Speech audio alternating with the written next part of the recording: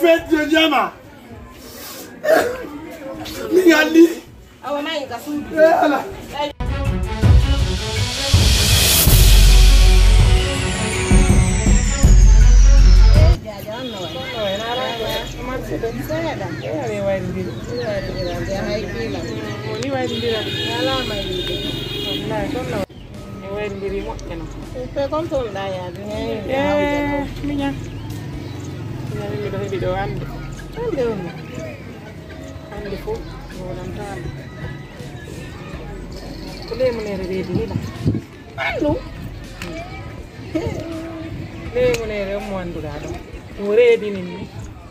Hala no yettude de nyande mi dabbitimo do ha mi hendima ay mi wolanama wonde mama fokkiti ye ha ka woni ka makko men fotti fawndo dambo ganga mo yaltude ko don mi nangi mi yaddimo ko fuudu min mi naatu ka douche are soki bafal ngalo yal o dum soki la nder o dum an hari anda lemner ko bandi ko fenoro o anda min ko me wondirno ko baylan hidimo ko ala problème ko sabu dum do jaja wadi ko ni don wallahi be ala lama jonno mi dabbitimo ha mi ronki mi ala mo hiwde le mun nere onno e dinna ngotto Allahu newni jabi simi nangi le mun nere hikka foppu fino to le mun nere ora to ayamo andi kamba mo yiduda e onno way wajinnar so nati o quartier do ko non so yakko mi on ko tan ni no dabbitude mo on men fottu no nyande goro o menasi la ni o pila kala wol kono he si kota nyande nangimo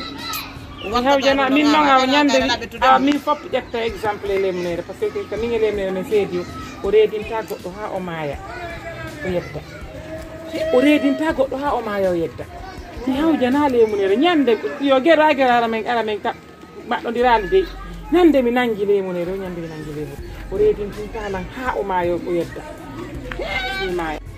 Jonno mi do nang do inde makko ko telen ko dum telen do ma kapti ngo yeso do o yari kam dal tay bay gore dina ko ngas tay gas o ya ko freb sa fi yanda una e yanda ni kalfir dama awa jaali joni e na tena ko nai la yandi fi yalla na awo do hebi jam no kumpay ko falama jibude o quartier kono non si Allah jabi o hettay kuude makko den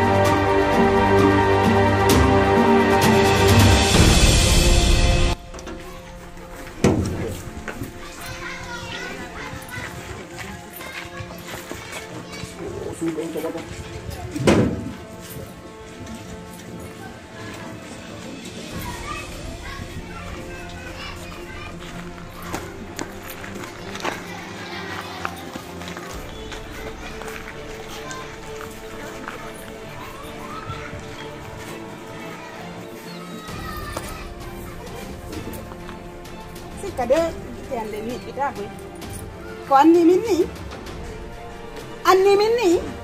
na fondo da wala la ndari ku fi ko anni milani si ko anni minni sika wata la njabari si milani kama ko hamboni wala mo ko mi hombo unde ayanda ko mi hombo mi wona mo ko mi baba ko mi telema ha ko mi awa ka dari den do joni la suti la moƴƴa ka sikka nambo do ma beru dari yeso ma suboda lan do joni ma suboda mo joni sina dum itte wonki ma kimi takka haledi ay na mi su ay sa wala ni ni dal go ya suboda billahi wala an na mi su mi do su ka de za su ko mi suba do su ta kana mi ka waru ko awana ngu ta jali do mi nangu ngal na tadi dari min ya waru ko mi wi ko Mi fukiti abuzi no teppere te o min kadi mi ronki ba simbinde ma haray no dela mi babba albi awada ko mi wi ko ma wada mo kana diye non ko onde sai jeji dala fi mo kana diye joni kadi ko mo wondum min min ko mi kullo na mi kana diye Alvin gonyo nyama ya rebe woni ma Alvin. Mingo na discussion ngani. Mingo mini ko yawa ko mimi. Gerango. Ande gere sorta ko ande. Gere dare. Ande des. Yala matapu de yawde de woni ande engere de sorta ko. Misala ka tongalan do hay ande ke de mini to ko wado ko misala ko ya. Keju mai sinani ko konko wonta da piro. Wado ko wadi. Keju mai. Mini wado ko mimi ko ka fala yawade. Fala yawade. Ono nganyi Siapa dong abang tujuan pak? Memang deh, saya memang aja pintu ala tak. kamu lang ando de. Mianda mah, mi ngari mianda ko ni wa. Waduh, suko men. Mianda mah, Di waduh suko nya. Mini ya suko nya nya. Sudah tiada kami suka ada desa. Aba kilam subo, kilam subo. Aba aja bin. Kan. Yo na ben subo. Kalau mun bicara lan ni kan. Mimi kita abang do ane ma jette do. Na mi nami anda joko. Kalau mun bicara lan ni kan. Subi. Yo jente de nani. To godo. Na sabab apa tunjuk deh pak. Mbeni Allah. Wala tadi pada ni yang tajo. Bino. Memang mo, yalah memang kan? Bino sokola. Memang gani, paske kau nak ada memang ni. Itu subadi. Awak kau ni tahu watan na ya kapitan paske bilang dia rasa betul. Bino. Kahelan jungo, naka jungo ni. Akin subo fi ala kay no nan vo se tingo are mi Kalau anda. ni memang terlalu ada lagi sekarang ada wadah ni kau ni lagi kan ya wadah ni. Mana? Marwan kadi. Nalando. Bino sokola. Madame Diallo. Aminata Sidibe. Numero tic tac 85 00. Ana gidiao. Ni Anu ko ko sinagor ko ang mga aduna. Ara ko gor ko man di kedo joni. Angka eso ya di. Ana ni ko wi ko mimpuri mo andi de ka. Wi dum. Anga ja.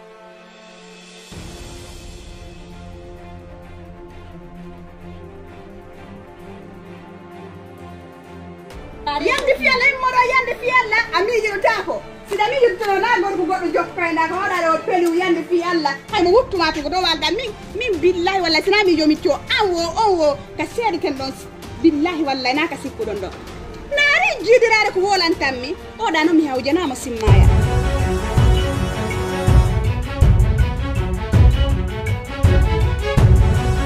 Maintenant, c'est là. Inquiétude bang balaïna na yaki. Ah bon? Voilà, je suis vraiment inquiet. Je sais pas quoi faire. C'est pourquoi je vous ai fait appel quoi. C'est mon ami, le chef ici. C'est lui qui a construit la maison. Je vous mens pas, il y a quelque chose qui cloche ici. Mais je n'ai aucune idée. Je sais vraiment pas ce qui ne va pas dans la maison quoi. Ça fait quelque temps il était en Occident. Il est revenu. Mais je vous mens pas. C'est chaud. On voulait un yacht. Parce que le problème c'est quoi? C'est que n'y a de moment d'idée. Des fois, on entend des cris de l'autre côté. Ils crient. Quand on sort vraiment, quelque temps après, il dit non, ça va. Qu'est-ce qu'il y a? Est-ce que tu comprends? Vraiment, ça va pas. Maintenant, il a trop peur. Wouli. L'air bel, l'air mouli. Est-ce que tu vois? Maintenant, ce que je veux, il faut aller regarder dans la moka.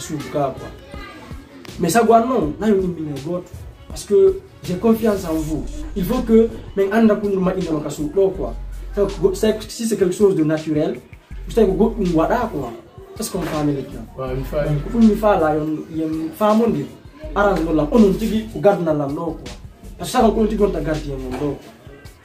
ok, maintenant, what the ni na kale mu wata gardinage de. Ouais, je sais, la grande wallahi. Parce que grade en wan ko woni ni. Depuis minat l'armée, j'ai fait 15 ans dans l'armée. Ouais. Comme que chez vous. Fiano satisfait de. Non, ça va aller, femme, andi ko ene wondo. Si me mappe ko non me yata mon quoi. Alors même fait autant si me mappe que buri on officier même quoi. Mais c'est un goal de par heure. Mon prime c'est par heure. Maintenant, et par mois parce que non, moi je ne travaille pas par mois, par heure. Donne par heure, on peut dire que par heure. 700 000 par heure, chaque heure. Si par exemple.